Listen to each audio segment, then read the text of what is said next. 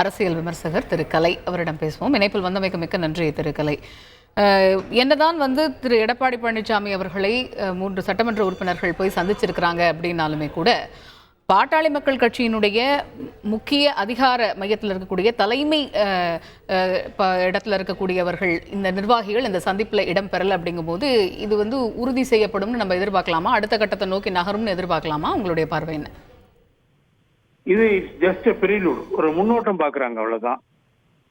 அது முன்னோட்டம் பாக்குறாங்க. இதுல அதிமுக கருத்து என்னங்கிறது தெரிஞ்சுக்கிறதுக்காக வர்றாங்க அவங்க. நாங்க வரணும்னா இப்ப உதாரணமா அந்த கோரிக்கைகள் எல்லாம் தலைமை நேரடியா வைக்கும்போது சிக்கல்கள் வரலாம் அவங்க நினைக்கிறாங்க. அது ரிஜெக்ட் ஆச்சுன்னா பிரச்சனையாக நினைக்கிறாங்க.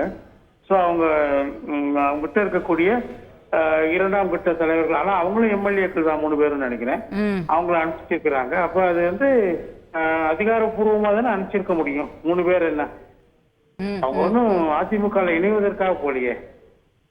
அந்த 1/2 hour அவங்க போய் அங்க பேசியிருக்காங்கன்னா அவங்க தலைமையை மீறியா போய் பேசியிருப்பாங்க. இல்ல, தலைமையை மீறி போய் பேசியிருக்க முடியாது.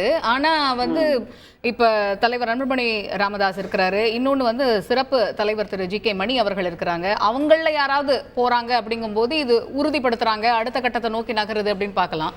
முதற்கட்டம் இப்படி போகும்போது ஒரு சந்தேகமும் எழுது இல்லையா?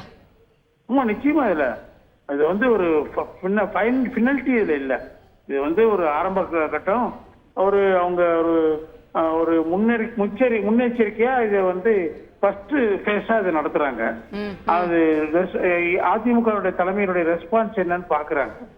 அதிமுக தலைமை தான் பேசுறாங்க, தலைமையோட தான் பேசுறாங்க, ஜெனரல் செக்ரட்டரியோடய போய் பேசுறாங்க. அவர் இவங்களை என்டர்டெயின் பண்றாரு. ஆனா அதுல ஒரு முடிவு எடுக்க முடியாதுல்ல. அது அவங்க ஒரு ஃபீலர்ஸா தான் இருப்பாங்க. அதிமுக தலைமை நம்மோட வர்றதுக்கு இணக்கமா இருக்கா, அது மாதிரியான பல விஷயங்கள். உதாரணமா இப்ப ராஜ்யசபா சீட்டு ஒண்ணு கேக்குறாங்க அவங்க, அது யாருக்கும் தர்றது இல்லைங்கிற ஒரு முடிவை அதிமுக எடுத்ததா நேற்று பத்திரிகைகள்ல செய்தி வந்திருக்கு. எந்த அளவுக்கு சரின்னு தெரியல. ஆனா அதிமுக தலைமை இந்த மாதிரி 6 சீட்டு நாங்க யாருக்கும் தர போறது இல்லை அப்படிங்கிற ஒரு முடிவை அவங்க எடுத்திருக்கிறாங்க.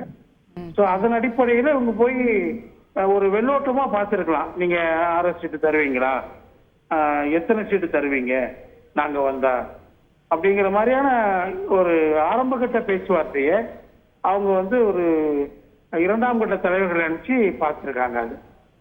இது ஒரு எப்படி என்ன சொல்றது, இது ஒரு முன்னோட்டம், அவ்வளவுதான்.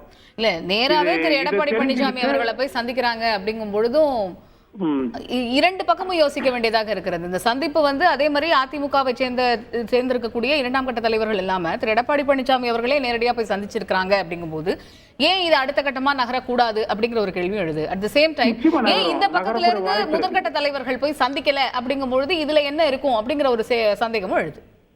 இல்ல, இதுல அந்த 2ஆம் கட்ட தலைவர்களை சந்திக்க ஒப்புக்கொண்டது ஜெனரல் செக்ரட்டரி ஒத்துக்கிறாருன்னா அவங்க இணக்கமா இருக்கிறாங்க. அதிமுக அந்த இணைப்பை விரும்புறாங்க, கூட்டணியை விரும்புறாங்க. அது அவங்க தெளிவா அந்த சமிக்கையை கொடுக்கறாங்க. ஆனா இவங்க இன்னும் தெளிவான ஒரு கூட்டணி முடிவை இவங்க தெரிவிக்கிறாங்க.